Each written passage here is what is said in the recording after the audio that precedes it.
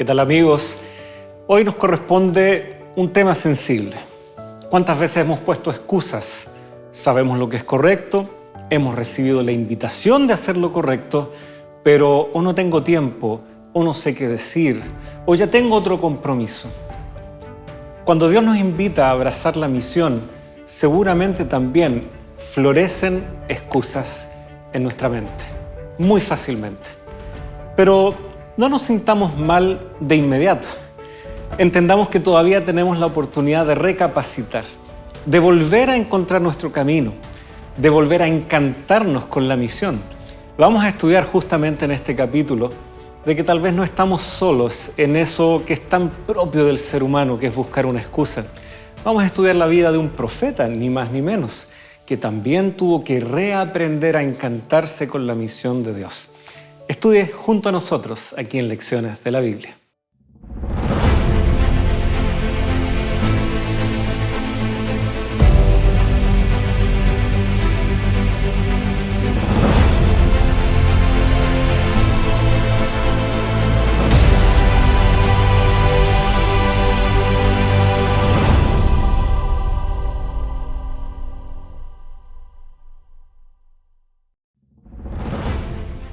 Después oí la voz del Señor que dijo: ¿A quién enviaré? ¿Quién irá de nuestra parte? Entonces respondí: Aquí estoy, envíame a mí. Isaías, capítulo 6, versículo 8. Es muy grato, queridos amigos, estar con ustedes en una nueva semana, un nuevo episodio aquí en Lecciones de la Biblia. Estamos ya preparándonos para dialogar junto a ustedes en lo que es el quinto aspecto que vamos a revisar relativo a la misión, a cómo podemos involucrarnos, pero también a ciertos peligros que pueden asomarse antes de comprometernos con este llamado. Está aquí con nosotros, como ya ha sido habitual en estas últimas semanas, el pastor Vladimir. Muchas gracias, pastor, por acompañarnos. Espero se encuentre muy bien. Es un placer estar nuevamente haciendo el repaso de la lección de esta semana. Muchas gracias igualmente por acompañarnos en esta nueva semana. Y bueno, vamos a profundizar sobre un relato que suele ser una historia tal vez favorita para los niños, pero vamos a darnos cuenta que hay profundo contenido y también un gran desafío para nosotros también. Así que, queridos amigos, vamos a orar, vamos a invitar a Dios también en medio de aquí junto a nosotros para que este estudio sea del todo provechoso para nosotros. Padre amante que estás en el cielo, queremos darte las gracias en primer lugar por esta oportunidad que nos das de abrir una vez más tu palabra, de ir avanzando progresivamente en estos distintos estudios que nos están llevando en este tópico tan fascinante como es la misión. ¿Cuántas veces hemos querido servirte? Pero también cuántas veces se han asomado ciertas excusas o problemas que hemos detectado y que han sido un verdadero freno, que al estudiar justamente en este episodio esta porción tan específica de tu palabra como es el libro de Jonás, ayúdanos también a sacar preciosas lecciones para nuestra vida. Lo pedimos en el nombre de Jesús. Amén. Jonás, este es el libro en el cual la lección de esta semana, en nuestro quinto capítulo, está profundizando ciertas dinámicas que se dan en la vida y el quehacer de este profeta del Antiguo Testamento. Y tal vez lo mencionaba al inicio, ¿quién no le ha contado la historia de Jonás a sus hijos? Y tal vez uno los mira ahí como están tratando de imaginar la escena y uno ve que sus ojitos ahí tratan de acompañar estas escenas, sobre todo tal vez en el momento en donde el gran pez traga a Jonás. Pero todo eso tuvo su origen. ¿Cómo comienza este relato de Jonás y por qué se nos está haciendo esta reflexión respecto a la vida de este hombre en el contexto de la misión? La verdad es que, Pastor Pablo, la Biblia se encarga muchas veces de hacer una descripción de nuestro comportamiento, de lo que muchas veces pensamos, sentimos y cómo reaccionamos frente también a las emociones o a las ideas que llegan a nuestra vida.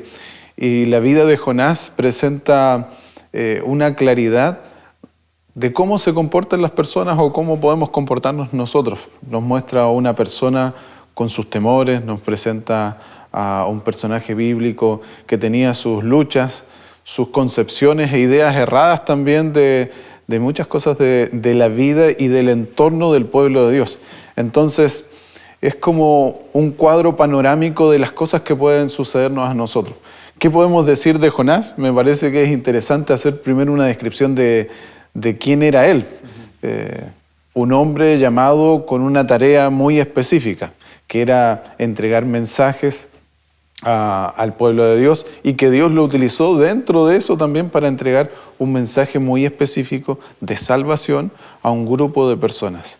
Y allí comienza la descripción cuando vamos, por ejemplo, al versículo 1, que nos dice la Biblia: el Señor, es decir, Dios es quien lo busca a él, ¿cierto? Dirigió estas palabras a Jonás, hijo de Amitai, y le dijo: ponte en marcha, ve a Nínive, aquella gran ciudad, y clama contra ella, porque la noticia de su maldad ha llegado hasta mí. ¿Hay algo que se pueda escapar de los ojos de Dios? No. Y esta declaración, ¿hay alguien o algo que se pueda escapar a los ojos de Dios?, nos hace pensar de que toda la escena que quizás conocemos está marcada por distintos sucesos que plantean el desafío de ver en un hombre común y corriente, llamado a un propósito especial, y podernos identificar con él. Dijimos quién era, podemos decir cuál era su tarea, su responsabilidad, pero ¿qué de Nínive, Pablo? No, Nínive es tremenda, es una ciudad, por cierto, grande. Su rango de influencia era enorme, era uno de los grandes imperios en la antigüedad. Cuando le tocó el turno a los asirios ser la potencia, Nínive era su capital. Así que todo pasaba por ahí. Era una ciudad enorme con ciudadanos y habitantes que se contaban por los miles, ya tal vez cientos de miles. Algunos calculan lo que sería el radio urbano. Ellos se alimentaban con acueductos que venían de 65 kilómetros, los más distantes. O sea, ese es el radio de acción, y finalmente alguien que vive lejos igualmente veía el acueducto, sabía, eso está llevando agua para el rey, su corte, su séquito, los habitantes de la ciudad, y hay que alimentar esa ciudad, miles de habitantes. Por lo tanto, la influencia llega finalmente hasta la propia puerta del profeta, que, como tú bien decías, es un profeta que normalmente uno piensa, ¿no? Los profetas de Dios llevaban un mensaje al pueblo de Dios. Era necesario, porque tristemente el propio pueblo no siempre tuvo buenos reyes. Por lo tanto, el ministerio profético también debía corregir, animar, amonestar al pueblo de Dios. Pero en este caso, los ninivitas no eran parte del pueblo de Israel ni del pueblo de Judá, pero estaban dentro de la mira de Dios. Dios no se ha dado por vencido con la humanidad, al contrario, de hecho tiene a su pueblo, un pueblo que debe ser también corregido y amonestado, como dijimos, porque ellos eran los instrumentos para alcanzar a estas otras naciones. Así que la tarea del profeta era casi ser punta de lanza y llevar esos primeros mensajes, y que luego el pueblo de Israel, en su forma de vida, respaldara, le diera credibilidad a ese mensaje, pero eso también a veces fallaba.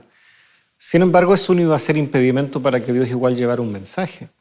Así que así comienza esta historia, ¿no? Un llamado, como tú decías, un desafío a Jonás, y para un pueblo que tal vez se mencionaba la palabra Nínive o asirios y la gente inmediatamente saltaba, porque eran crueles, eran conocidos por esa crueldad, su ejército era muy eficiente, habían conquistado mucho, eran los archienemigos temidos por todos.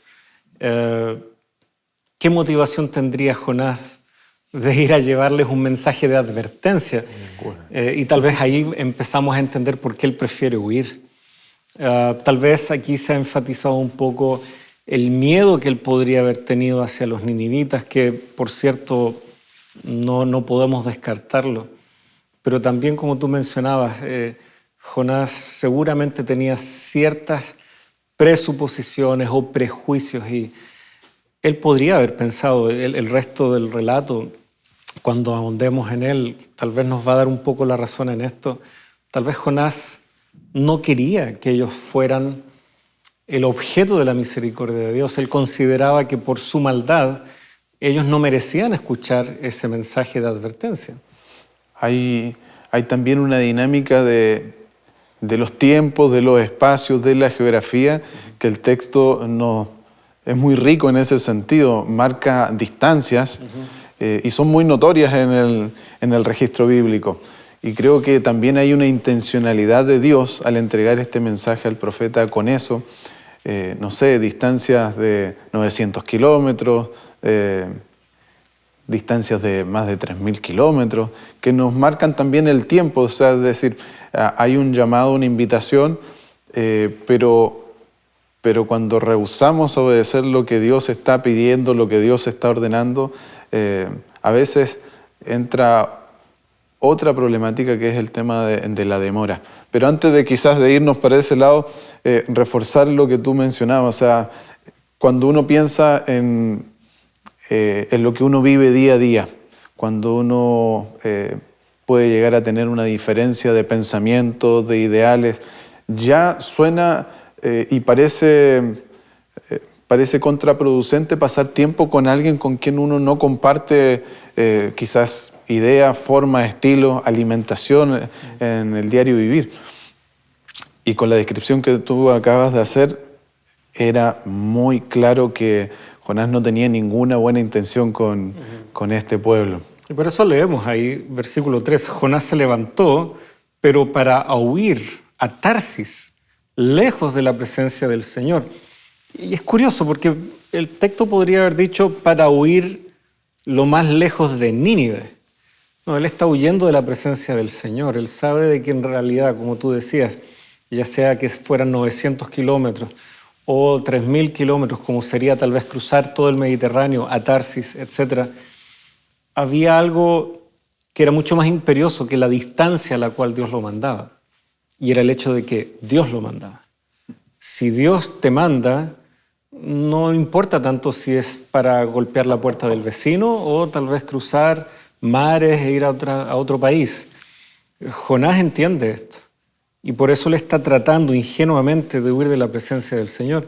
Y esto nos muestra una vez más, es profeta de Dios, pero tal vez tiene una noción bastante local de lo que es la soberanía de Dios. Él está tal vez sujeto a ciertas ideas que podrían haber sido muy populares en las otras naciones, de que sus dioses eran territoriales o que pertenecían y actuaban con mayor fuerza y poder en ciertos lugares y en la medida que uno se alejaba tal vez perdían fuerza, o que eran dioses solo de una determinada estación o época del año y así. ¿Será que Jonás ha abrazado tal vez algunos de estos conceptos de Dios que él está ingenuamente, diríamos nosotros, tratando de huir? Lo que significa finalmente para nosotros es muy decidor. No podemos rehuir la comisión que se nos ha entregado, porque esa comisión viene de parte de Dios. Así que él trata de huir a Tarsis. Actualmente eso es España, en la descripción que nosotros vemos ahora, si miramos en los mapas antiguos y todo. Él quería literalmente cruzar el Mediterráneo, irse lo más lejos posible del lugar al que Dios lo había enviado, pero era porque estaba en primer lugar huyendo de la comisión dada de parte de Dios. Podemos decir entonces que alguna de las primeras excusas para poder cumplir lo que Dios estaba pidiendo tiene que ver con el temor, por la descripción que hacemos de esta gran metrópolis, por su forma de conquistar, por su forma de gobernar. Y por otro lado vemos también quizás otra posible excusa que tiene que ver con algunas ideas y conceptos que eran propios de la época y que naturalmente, como hoy día también, la sociedad en la que nos desarrollamos va marcando una influencia sobre nosotros. Ahora,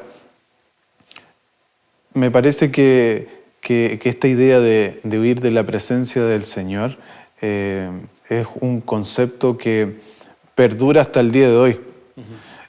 Para aquellos que quizás en algún momento hemos abrazado un cuerpo de creencias basado en la Biblia, se nos hace difícil, pero a veces también corremos este peligro. Creo que el temor y las ideas a veces equivocadas, que no están basadas en la palabra de Dios, siguen siendo una tentación para nosotros, para excusarnos en torno al tema que estamos tratando, de pedir lo que Dios claramente demanda de nosotros. Ahora, ¿cómo lo podemos ver en nuestra vida cotidiana en la iglesia?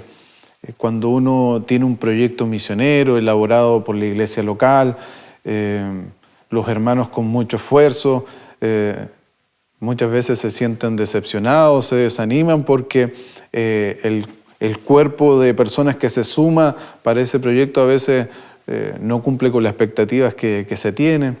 Entonces, lo que pasaba allá en el pasado, en la historia de este personaje, si hoy día lo trasladamos a nuestra realidad, siguen siendo cosas muy naturales o de nuestra propia naturaleza, ¿cierto? Hay otra idea que me llamó la atención, es cuando vamos al versículo 7 en esta huida de la presencia del Señor, o este intento de escapar de este mandato de predicar a una nación que estaba necesitada. En el versículo 7 dice que finalmente se echaron suertes para saber quién era el culpable de la tempestad que había surgido en el mar. Esta idea de echar suertes dice que cayó sobre Jonás. Y luego, si vamos hasta el versículo 9, dice: y él respondió: soy hebreo, temo al Señor, Dios de los cielos, que hizo el mar y la tierra.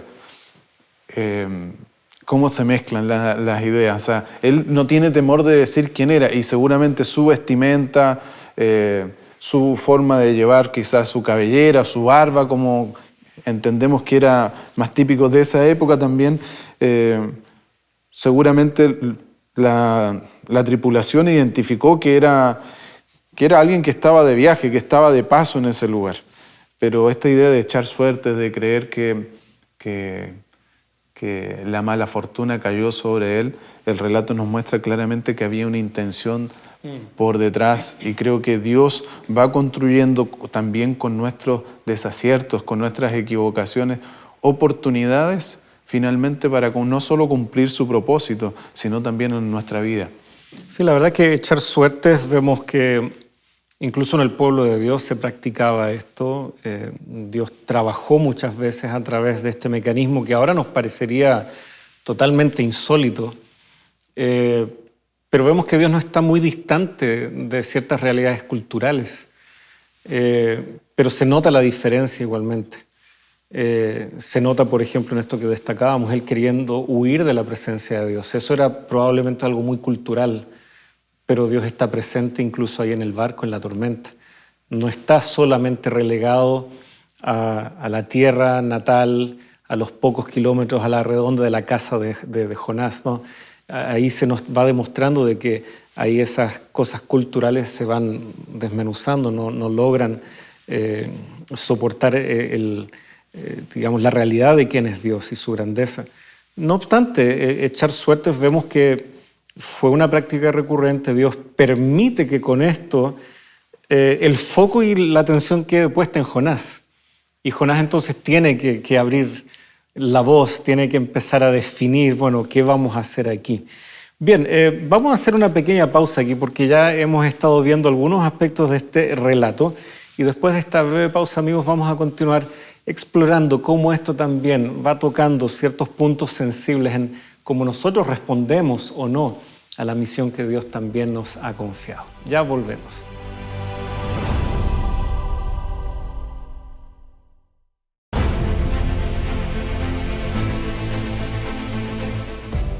Ya estamos con ustedes nuevamente, queridos amigos, y vamos a dedicar unos breves momentos para, como es habitual, saludar y reconocer los saludos y cariños que se nos hace llegar de diferentes partes del mundo, la verdad. Tenemos aquí a algunas personas que la producción nos ha hecho llegar sus saludos, que ellos muy gentilmente ahí revisan las redes sociales. Yo también a veces voy revisando, puedo saludar a algunos de ustedes cuando la instancia lo permite. Rufina Hernández, querida amiga y hermana, muchas gracias por sus saludos. Ella nos dice aquí: buenas noches, pastor, muchas gracias por ayudar a consolidar la lección de esta semana. Nos alegramos mucho de que esto les sirva para, por lo que entiendo aquí, tal vez el viernes de tarde, afinan ahí algunas ideas antes de compartir y repasar esta lección con el resto de sus hermanos y hermanas en la iglesia. Raquel Angélica nos manda también saludos desde Buenos Aires. José Arellano desde Ciudad de México, si entiendo correctamente. De forma similar, Gustavo García, él está desde Londres saludándonos y también pide oración por Billy Ochoa, que está padeciendo ahí un cáncer. Mi hermano Gustavo, nos sumamos entonces a ese motivo tan especial de oración. María Arias también agradece que Dios pueda también cuidarnos. Le agradezco, hermana María, sus deseos, y ella también pide oración por su salud. Y Ever, no está tu apellido aquí, querido Ever, pero que nos saludas desde Nueva York. Tú sabes bien quién eres. Dios les bendiga, mis amados hermanos, dice, gracias por dedicar tiempo, al estudio de la palabra para traernos a nosotros explicaciones tan claras. Esperamos poder continuar siendo así de claros con la palabra de Dios. Y bueno, vamos a seguir ahondando en estos detalles aquí respecto a la experiencia de Jonás. Un misionero, uno podría pensar, todo profeta, un misionero, alguien que está dispuesto a llevar el mensaje. Pero aquí vemos a Jonás huyendo. ¿Por qué huye? Ya habíamos visto, ¿no? Tal vez asusta ir a Nínive. Es una ciudad en donde están los más malos del reino, más malo y aguerrido de la época. Pero también hay ciertos prejuicios de Jonás hacia ellos. De hecho, yo quisiera saltarme, me voy a dar esta licencia, a capítulo 4, cuando finalmente Jonás ve que Dios sí ha sido clemente, que todos en la ciudad sí se arrepienten. Él tiene una queja, ¿ya? Versículo 2 del capítulo 4, y oró al Señor: Señor, ¿no era esto lo que yo decía cuando aún estaba en mi tierra? Por eso me anticipé a huir a Tarsis, porque yo sabía que tú eres un Dios clemente y compasivo, lento para la ira y rico en misericordia, y que te arrepientes del mal anunciado. Por eso es que Jonás no quiso ir a Nínive. En realidad, él no quería que los ninivitas recibieran este mensaje de advertencia y fueran entonces objeto de la misericordia de Dios. ¿Por qué? Bueno, son sus enemigos. Pareciera de que había ahí un interés bastante frío inclusive. No les voy a dar este mensaje de advertencia porque son mis enemigos. No quiero nada que ver con ellos. Y tal vez, nuevamente, ciertas ideas ajenas a lo que Dios le había encomendado, ajenas a todo el mensaje de la Escritura, sí se habían instalado en la mente y en el corazón de Jonás, porque el trato hacia las demás naciones, hacia los extranjeros, era algo que Dios les había dicho con mucha claridad. ¿Ya? Ellos pueden ser parte de mi pueblo también.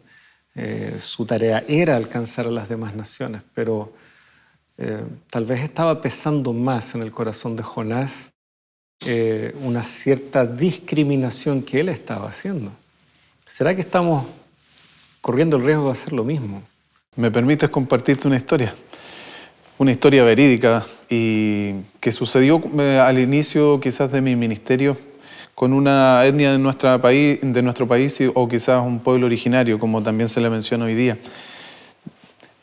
Con esta idea de que el Señor igual se encarga de confrontar nuestras malas ideas o malas concepciones, que era la idea que venías desarrollando. Entonces, me tocó conocer una familia, visitamos a esa familia, logramos que volviese a la iglesia después de muchos años, y en ese ir y venir, en esas visitas, ellos me cuentan un episodio muy triste de su vida como familia, y la verdad es que tenían todos los ingredientes para ser una familia, personas con cierto resentimiento. Era muy grave lo que había pasado en la familia. Entonces habían perdido seres amados. Y todo esto en un círculo también de un pueblo cristiano que ya había aceptado al Señor.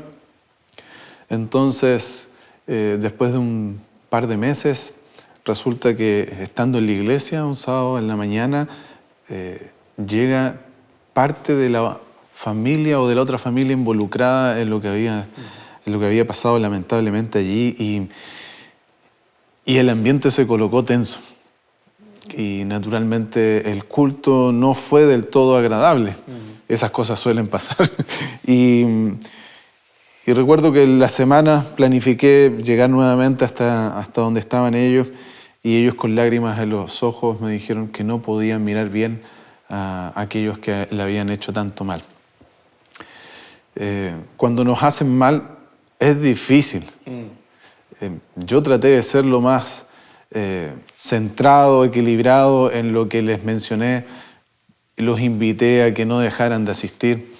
Pero lamentablemente ambas familias retornaron a la iglesia y ambas tenían sus propias ideas. Entonces, ¿por qué comento esto? Porque creo que el Señor confronta nuestras emociones y nuestras ideas quizás erradas y nos invita a tener una actitud distinta, ¿cierto? Más idealizada con los principios bíblicos.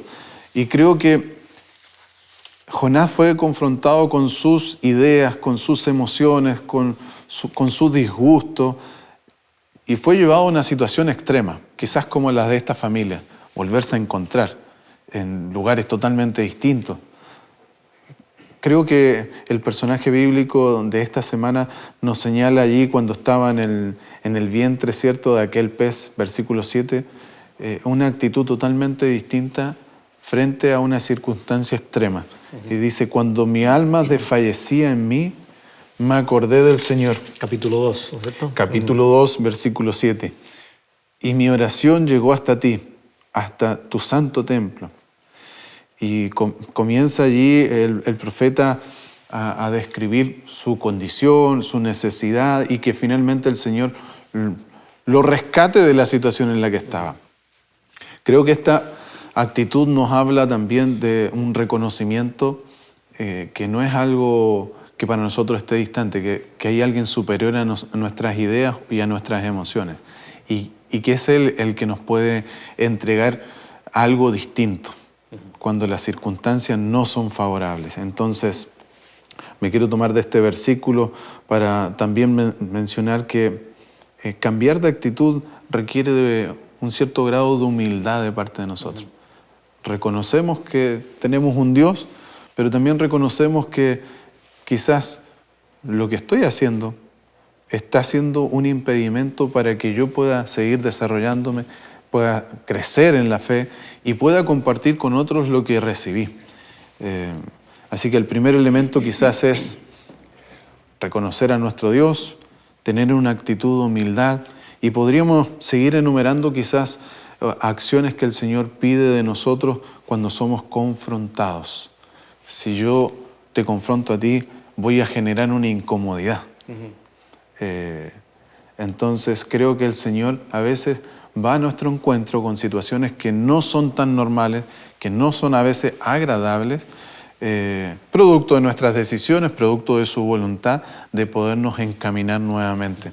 Esta idea yo la veo en la historia de Jonás.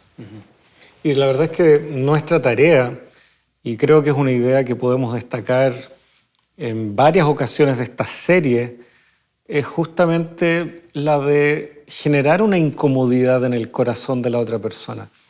Pareciera que parte de la acción misionera de llevar un mensaje que remece a la persona es justamente eso.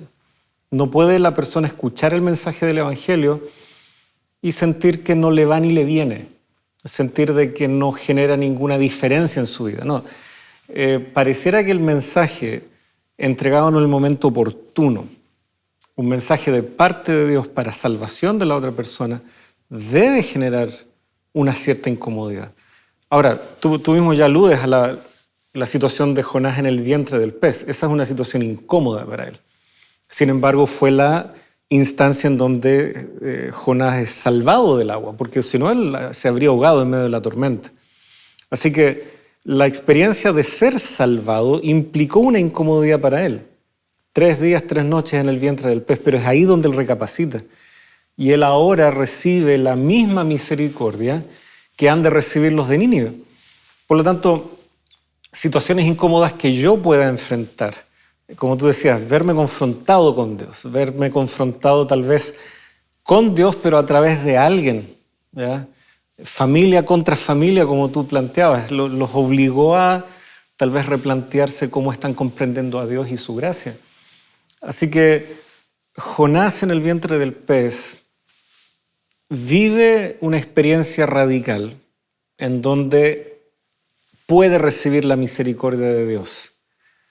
Los de Nínive van a experimentar eso en un poquitito tiempo más, cuando ya él salga, ¿no es cierto?, del vientre del pez, el pez lo devuelve a la orilla y él ahora tiene que emprender el viaje por tierra hacia Nínive. Sin embargo, esa experiencia personal afecta a cómo ahora Jonás sí está dispuesto a llevar adelante la tarea. Y yo creo, queridos amigos, que va a ser siempre así. Es imposible compartir si no tenemos qué compartir, si no tenemos una vivencia concreta con Dios, su mensaje, su palabra. Es muy difícil que podamos compartir. Y por eso es que a veces tendremos que también ser objetos de la misericordia de Dios. Y la misericordia de Dios, casi por definición, la recibimos en momentos de cierta angustia, de cierta dificultad, de cierta estrechez y, como tú decías, de cierta incomodidad. Me gustaría ir otra vez al texto en el capítulo 3, en versículo 1 y 2, y el tercero quizás también. Parafraseando quizás el primer y segundo versículo, el Señor, en realidad no parafraseando, lo dice textualmente allí, por segunda vez, luego de toda esta incomodidad, el Señor, después de colocarlo en una situación de confrontación, como decíamos, le habla nuevamente, vuelve a Él. Y es esa imagen de Dios no cansándose de nosotros, no.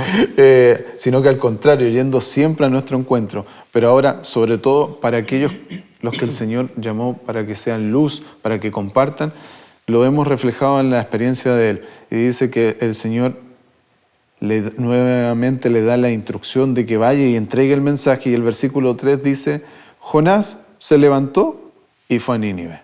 Ya no discutió allí, no puso otra argumentación y comenzó a hacer la tarea. Y nosotros sabemos, era una gran ciudad, ya fue descrita la ciudad, ¿cierto? Quizás el temor no se fue completamente, pero ahora tenía una fortaleza y un empuje de acuerdo a la experiencia que había pasado y proveniente del Señor, ¿cierto? Fue impulsado nuevamente a hacer lo que tenía que hacer. Entonces, yo veo que cuando vamos hasta el versículo 10 ahora del capítulo 3, dice, vio Dios lo que hicieron, que se convirtieron de su mal camino y se arrepintió del mal que había anunciado hacerles y no lo hizo. Tú ya habías mencionado que finalmente el pueblo tenía que estar dispuesto a recibir un mensaje también. El instrumento fue usado, pero aún así tú mencionaste un versículo del que me quiero tomar para esta idea. Las ideas preconcebidas y quizás los prejuicios no se habían ido completamente. ¿Quién me dice eso a mí hoy día? Me dice que el Señor va haciendo una obra progresiva en nuestra manera de pensar, en nuestra manera de actuar. Y Dios, este relato, se demuestra que Dios es consistente en su carácter de amor. El que vive altos y bajos es Jonás. Huye, después se le da una segunda oportunidad. Y no dejo de ver ahí capítulo 3. Entonces Jonás comenzó a recorrer la ciudad camino de un día y proclamaba, dentro de 40 días Nínive será destruida. O será arrasada, como dice mi versión. ¿Será que Jonás podría haberse esforzado a entregar un mensaje un poco más alentador? Probablemente las palabras de Jonás fueron un poco más extensas, un poco más elaboradas. Aquí se nos está dando tal vez la síntesis. En síntesis, esto es lo que Jonás anunció. no es un mensaje tan bonito. Tienen 40 días y si no va a ser arrasada esta ciudad. Aquí yo puedo tal vez asumir algunas cosas. Probablemente Jonás no era un desconocido para Nínive. Probablemente la asociación, este es un profeta de Dios. ¿Y quién es este Dios? ¿Y quién es este Dios en relación a nuestros dioses que ellos tenían dentro de su panteón, etcétera? Cualquiera sea el caso, entró a través de un mensaje tal vez no tan atractivo, una reflexión que era necesaria, y desde el rey hacia abajo, ellos cambian y se arrepienten. Pero no dejo de ver que tal vez Jonás no se esforzó tanto por entregar el mejor de los mensajes. A veces uno escucha la típica excusa, es que no sé qué decir. Es que si yo golpeo la puerta me voy a bloquear, pastor, no voy a saber qué decir. La verdad es que no veo yo un mensaje tan elocuente de parte de Jonás aquí, y sin embargo él fue y lo dio. Creo que lo importante es eso. Ya lo mencionábamos. Tal vez nuestro mensaje, al no ser tan elocuente, va a generar esa incomodidad. Pero esa incomodidad, una vez que pase tal vez la primera impresión, después que la persona diga, lo que me dijo o cómo me lo dijo, pero después va igualmente pensar, igual tenía razón en algunas cosas, igual tal vez yo debiera cambiar ciertas cosas en mi vida, o tal vez ciertas coincidencias, supuestas coincidencias en nuestra vida reciente, las empezamos a ver como parte de la obra de Dios, que esa palabra, ese intento de testificación imperfecta incluso a veces, logra finalmente gatillar. Así que bueno, vamos avanzando, queda todavía un resto aquí, hay cosas que todavía Jonás debe entender y son también desafío para nosotros. Así que amigos, después de esta muy breve pausa, retornamos junto a ustedes.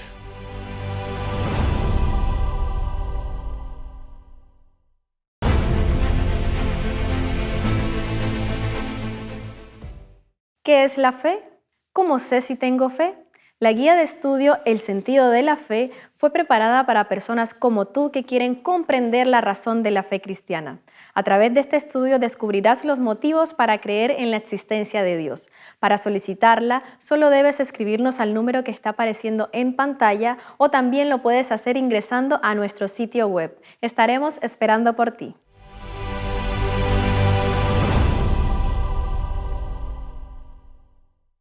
Gracias por permanecer junto a nosotros y reiterar, ustedes acaban de escuchar una muy amable invitación a formar parte de la Escuela Bíblica de Nuevo Tiempo, a poder recibir diferentes cursos que están a disposición de usted y que los pueda recibir de manera gratuita. Recuerde el hermoso ministerio que desarrollan los Ángeles de Esperanza, que contribuyen mensualmente de sus recursos para que estos materiales lleguen a su casa, para que usted, su familia, sus amigos puedan estudiar, puedan estrechar lazos en torno a la palabra de Dios. Así que no dude, póngase en contacto, aproveche el Instagram, las redes sociales, el WhatsApp, la página que tiene la Escuela Bíblica, todos los medios que la Red de Nuevo Tiempo coloca a su disposición para que usted sea también alumno de la Escuela Bíblica de Nuevo Tiempo. Estábamos aquí conversando con el pastor Vladimir. Estábamos aquí moviéndonos un poco entre el capítulo 3, las reacciones de los ninivitas, y preparándonos a ver tal vez el último episodio, que ya más que un aprendizaje para los ninivitas es para el propio profeta. El capítulo 4, ya yo me había tomado la licencia de leer el versículo 2, anticipando un poquitito, pero ahora tendremos la instancia de mirar esto de manera más calma. Se arrepienten. Alguien diría, le fue bien al evangelista. Llevó el mensaje, todos se arrepienten. Pero no vemos a Jonás feliz, porque su mensaje, si recordamos, es dentro de 40 días Nínive será arrasada. Y por lo tanto, todo indica que Jonás allí se va a una distancia segura de la ciudad. Y dice el versículo 5 que se hizo un cobertizo y se sentó bajo la sombra de él hasta ver ¿qué sucedería en la ciudad? Él ahora quiere ver el desenlace y a juzgar por los prejuicios que ya habíamos visto, él probablemente está esperando una destrucción. Cuesta entender esto, ¿no? ¿Será que eso nos representa? ¿Será que nuestras ganas de ver a todo el mundo arrepentido buscando a Dios no es tan fuerte si lo comparamos con tal vez nuestros prejuicios?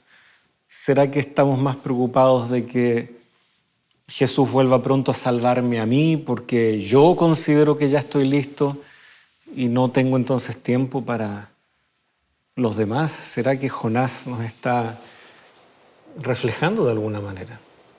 Creo que sí, nos muestra los altos y bajos de este personaje que sí, creo que con claridad podemos identificarnos con él. La verdad es que es sorprendente no solamente que Dios sigue buscándonos y sigue invitándonos a nosotros, sino que a veces cuando nos olvidamos también de estas experiencias y nos vamos relajando o vamos tomando una postura quizás de indiferencia frente a las cosas que tienen que ver con las necesidades puntuales de las personas, nos coloca en una posición bastante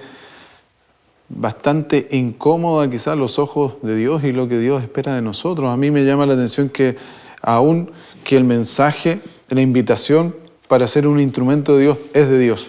El mensaje es de Dios. El milagro de la salvación es de Dios. Pero aún con todo eso, Jonás dice que se echó a morir. Jonás se echó a morir. El libro menciona de que en el versículo, a ver si doy con el versículo, dice, versículo 8, dice, aconteció que al salir el sol envió Dios un fuerte viento del este, el sol hirió a Jonás en la cabeza y sintió que se desmayaba. Entonces deseaba la muerte y decía, mejor sería para mí la muerte que la vida. Tú mencionabas una imagen de un evangelista exitoso. Me hace recordar a otros profetas y a otras escenas bíblicas donde se manifiesta Dios poderosamente y a los minutos después, al día después, al par de días después de ver una obra así muy puntual, muy clara de Dios, cómo la fe desfallece y cómo las ideas antiguas a veces retoman fuerza. Elías seguramente es el que tienes en mente, ¿no? Elías es uno de ellos. Cae fuego del cielo y después está escondido en una cueva temiendo por su vida, ¿no? Noé, después de ser salvado, después de tantos años que demoró en construir el arca, finalmente logra rescatar a su familia, pero lo encontramos en una situación compleja muy poco después. Esto nos muestra nuestra naturaleza, que a veces estamos bien arriba, con nuestro ánimo, con nuestra fe, con nuestra manera de comportarnos correctamente y a veces somos socavados, somos engañados quizás por estas ideas de las que hablábamos, un tanto erradas. A mí me llama también la atención cómo Dios termina el libro hablando Él, no termina hablando el profeta. El libro nos muestra que Dios lo inicia y Dios lo termina. Y una de las cosas interesantes es que este libro termina con una pregunta. No sé si tú nos puedes compartir la pregunta o leerla y comentarnos. Sí, la verdad es que entonces el Señor, verso 10, es una pregunta que, claro, está en el versículo 11, pero requiere el antecedente del versículo 10. Entonces el Señor le dijo, tú te apiadaste de la planta por la que no trabajaste ni hiciste crecer. Recordemos que sobre ese cobertizo Dios permitió que creciera una planta que protegió más todavía a Jonás en su espera del sol, del calor. Y así esa planta muere. Y Jonás está enojado por eso. Tú te apiadaste por la planta, por la que no trabajaste ni hiciste crecer, que nació en una noche y en una noche pereció. Y aquí viene la pregunta, ¿y no he de apiadarme yo de Nínive, la gran ciudad en la que hay más de 120,000 personas que no saben distinguir entre su derecha y su izquierda y también muchos animales? Acá la pregunta queda abierta para que nosotros también la podamos contestar. La respuesta es un rotundo sí.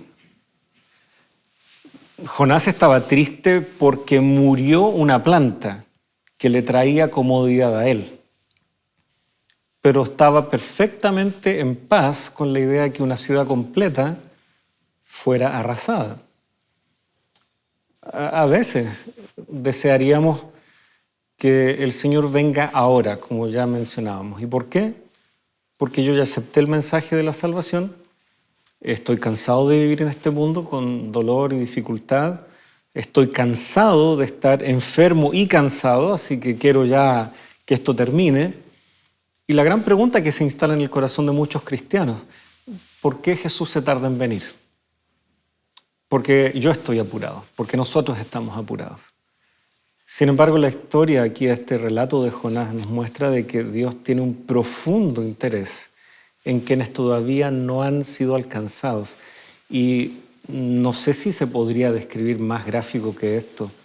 Dios es muy elocuente, ¿no? ¿Cómo no voy a tener yo misericordia de quienes ni siquiera saben distinguir entre su derecha y su izquierda? Así de perdidos están, así de desorientados están. ¿No voy a tener yo misericordia de alcanzarlos también a ellos? Creo que el ejemplo de Jonás también nos hace reflexionar en que muchas veces nos colocamos complacientes, nos relajamos, tuvimos una experiencia grandiosa, logramos conocer a Jesús, lo aceptamos, pero luego pasa el tiempo, luego entramos en esta actitud muchas veces de relajo de que yo mencionaba y somos indiferentes no solo al mensaje de Dios, sino que somos indiferentes muchas veces a las personas. Enfocarnos, sobre todo, a mí me toca hoy día vivir en la capital de Chile, en Santiago, millones de personas, dicen que hay como 8 millones de personas allí, donde tú entras al auto y en el caso mío me bajo cuando entro al trabajo, vuelvo a entrar al auto y llego a la casa. ¿Cuándo comparto? Cuando logro ver a uno de mis vecinos en la mañana, lo logro saludar, preguntar cómo está. O cuando voy al supermercado y estoy allí en la fila esperando. Las personas normalmente vamos concentrados. Una imagen durísima hoy día es cuando uno va en el transporte público también, o te encuentras haciendo la fila en el banco o haciendo algún trámite y te das cuenta que la gran mayoría o está con audífonos escuchando algo o está la gran mayoría concentrado enterrados aquí en el celular. Exactamente. Y la persona, podemos ir en un metro o en un bus y rodeado, atochado de gente, pero cada uno en su propio espacio. Creo que el ejemplo que hemos visto durante esta semana, Pastor, nos señala y nos invita a ir un poco más allá. Y quizás, si no me adelanto, me gustaría hacer como una invitación bien directa a nuestros amigos que están escuchando. Creo que el testimonio de Jonás, la vida de Jonás, nos enseña que no solamente usted y yo tenemos temores, tenemos ideas erradas, sino que los tuvo él. Y eso me muestra que tengo la necesidad de Dios, de encontrarme con Él. Tengo la necesidad de recordar cuáles son las palabras a través de este libro sagrado que hicieron sentido en mi vida, que me llevaron a tomar la decisión de aceptar a Jesús. Y no olvidarme de esa experiencia, sino de tomarme de esa experiencia, aunque pareciera ser que muchas veces a nuestros ojos pareciera ser poca cosa, pero es la oportunidad y son las instancias que creó Dios para llegar a nuestras vidas. Como personas normales, cotidianas, el Señor quiere trabajar con todos nosotros. Es un desafío para ti hoy día poder compartir al Señor en acción, preocupado de la necesidad del que está a tu lado. A veces puede ser tu familia, a veces puede ser un vecino, a veces puede ser una persona que ni siquiera conoces. Y solo quiero terminar esta idea mencionando algo que me sucedió al inicio de este año. En Santiago hubieron fuertes lluvias justo cuando esta casa que nos abraza, que es Nuevo Tiempo, ¿cierto? A través de muchos mensajes, se iba a desarrollar allí un momento de evangelismo. Y estábamos todos esperando, pero el tiempo, el clima, dijo que tenían que pasar algunas cosas, y las lluvias en Santiago de Chile afectan mucho, aunque sea por pocas horas. Entonces la gente se volvió loca y había sido una semana muy corrida para mí. Y estaba casi la puesta del sol del día viernes y no tenía agua en mi casa. Y el agua estaba anunciada que se cortaba a las 6 de la tarde y regresaba quizás por ahí por el domingo o el lunes. Yo tengo 2 pequeños, mi esposa, y decían, ¿con qué voy a alimentar? ¿Con qué me voy a bañar? Entonces partí al supermercado. En una pausa que hice, partí al supermercado y tomé todos los bidones que tenía de agua para recargarlos. Y mientras estaba en la fila, estuve más de 2 horas en esa fila, y llego allí al mesón donde nos atienden, y logré cargar, de los 6, 7 bidones, logré cargar 2, solo 2. Y allí se cerró esa venta de agua purificada o de agua potable. Mientras me dirigía con la conformidad que por lo menos tenía agua para una semana, si es que las lluvias no paraban, 2 personas se acercaron diciéndome si les vendía una de las botellas. Yo voy a ser sincero, no se lo regalé, pero sí los otros bidones. Fue la instancia que de alguna manera vino a mi mente la idea de poder ofrecer lo que ellos no tenían, que eran bidones, y señalar dónde posiblemente podían ir y conseguir. Es un testimonio muy simple de cómo a veces podemos ayudar a otros de una manera práctica. No solamente le señalé, sino que a una de las personas, un señor, lo acompañé hasta el lugar donde yo pensaba, y afortunadamente para él y su familia también quedaba agua allí todavía. Creo que esta sencilla historia, este sencillo testimonio me invita a colocar a veces de mis recursos. Aquí en Chile se paga por los bidones, se paga por el agua. Entonces, a veces disponer un poco o en la medida que podamos de nuestros recursos para solucionar y para ayudar una situación puntual de una persona. Pero por sobre todas las cosas, compartir a través del testimonio vivo el mensaje del Señor. El profeta me muestra y te invita a que nos tomemos de la palabra del Señor, de su mensaje, en nuestra vida en todo momento. Que el Señor nos pueda bendecir. Oremos, pastor. Querido Padre, gracias por la oportunidad de conocer de ti, de tener una experiencia contigo, y ayúdanos, Señor, a quienes están escuchando, están viendo, Señor, en esta hora, a recordar lo maravilloso que tú has sido con nosotros y a compartir un poco de eso. A pesar de nuestras limitaciones, tú tienes el poder para salvar muchas vidas, y permítenos ser tus instrumentos, y coloca en nuestro corazón la humildad, Señor, para servirte a ti y a otros. Lo rogamos por Jesús. Amén. Amén. Muchas gracias, queridos amigos. Gracias, pastor. Y ha sido un interesante recorrido por la vida de Jonás. Ojalá estas lecciones también calen profundo en nuestro corazón. Será hasta la próxima vez que nos juntemos en un nuevo capítulo aquí en Lecciones de la Biblia.